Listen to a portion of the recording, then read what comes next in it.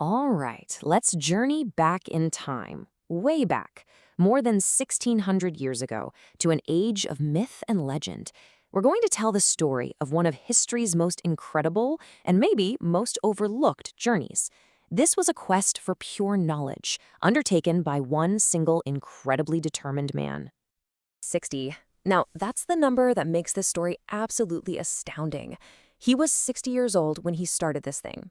I mean, just think about that for a second. At an age when most people would be thinking about a quiet life, he decided to start an impossibly dangerous trek across the entire known world. So you've got to ask, right? What on earth could possibly drive a 60-year-old scholar to take on the world's deadliest terrain? What kind of calling is so powerful that it makes a man his age risk everything? Well, let's find out. Okay, so to really get this, we have to understand the man himself and what his mission was all about. This wasn't some quest for gold or glory, not at all. It was about an idea. So, this is our guy, Fa Xian. Born way back around 337 CE. He was a Buddhist monk, a scholar, someone who'd spent his whole life dedicated to learning in a monastery. He wasn't some adventurer or warrior, he was a thinker. And this right here, this was the problem that lit a fire under him.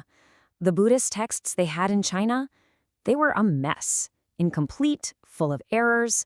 Fa Xian and his fellow monks felt like they were playing a game of spiritual broken telephone. For instance, they were missing a complete version of the Vinaya Pitaka. That's the rulebook, the essential code of conduct for a monastic life. Without it, their entire community felt like it was flying blind. He just knew that to get the real, authentic teachings, he had to go to the source. And that source was India. And so he did it. In 399 CE, he set off on this journey that is, frankly, almost impossible to believe. And he wasn't just hopping a border. He was crossing into a world of pure danger. Just look at this route. It gives you an idea of the sheer scale of what he was attempting. He and a few other monks left China on foot. They followed parts of the legendary Silk Route right through Central Asia. I mean, we're talking a multi-year trek just to even get close to the Himalayas. First up, brutal, unforgiving desert. Can you even imagine that? Just endless sand, scorching sun, always wondering where your next drink of water is coming from, and the constant fear of getting lost with absolutely nothing to guide you.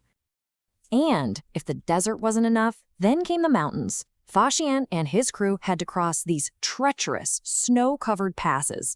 We're talking dizzying heights where one wrong step, just one, and you're gone. And the human cost was just staggering. This wasn't some difficult hike, it was a deadly expedition. A lot of the monks he started with, they either had to turn back or they just didn't make it. And yet, Fa Xian, with this incredible mission burning inside him, he just kept going. So, after years of this unbelievable hardship, he finally makes it. He arrives in India. And the world he walks into, it couldn't be more different from the barren wastelands he just survived. He had basically stumbled into the golden age of the Gupta Empire. And once he was there, he got to work. And man, was he methodical. This wasn't just a spiritual trip for him, it was a full-blown research expedition. He systematically traveled to all the most important Buddhist sites, the Buddhist birthplace, the spot where he reached enlightenment, where he gave his first sermon, and even the place where he passed on, his Mahaparinirvana. He spent years there, learning Sanskrit, and meticulously, painstakingly copying the very manuscripts he had come all this way to find. But what's so cool is that his observations went way beyond just religion. His writings give us this incredible first-hand look at the society he found. This one quote really sums it up. He saw a peaceful land, a place with just laws, where anyone could travel safely. And his records really do paint this amazing picture. He writes about an organized government, a justice system with punishments that were way less harsh than what he was used to back in China, and maybe most impressively, he saw this remarkable society where Hinduism and Buddhism were just thriving together, side by side. Honestly, his accounts are one of our most important windows into this incredible period of Indian history. So after about a decade of this intense research, Fa Xian's mission was basically complete. He'd done it. He'd gathered the sacred texts he came for. But he still had one last epic challenge ahead of him: getting home. So he made his way to Sri Lanka, which was another major center for Buddhist learning. And then he decided to go home by sea. Talk about a risky move. He basically traded the dangers of the land for the complete unpredictability of the ocean. And sure enough, for months, his ship was just pounded by these violent, nonstop storms. But you know what? He made it. Fa Xian finally got back to China. He returned not just as a monk, but as this living, breathing bridge between two of the world's great civilizations. And he was carrying knowledge that was about to change his homeland forever. And this is maybe his greatest single legacy. When he got home, he didn't just translate the texts. He wrote his own book, a travelogue called Record of Buddhist Kingdoms. And this book is an absolute historical treasure. It preserves this vision of ancient India that, honestly, we might have lost completely otherwise.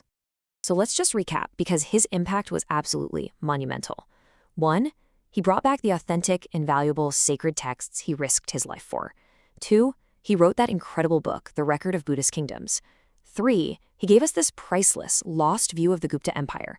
And 4, he created this deep cultural and intellectual link between India and China that would last for centuries. Pretty amazing. And that really brings us to the final question, doesn't it? Fa Xian's journey is this powerful testament to the idea that some knowledge, some truth, is worth any risk, any hardship. It really makes you think. In our world of instant everything, where all information is at our fingertips, what knowledge, what truth is so important today that it would be worth a journey like his?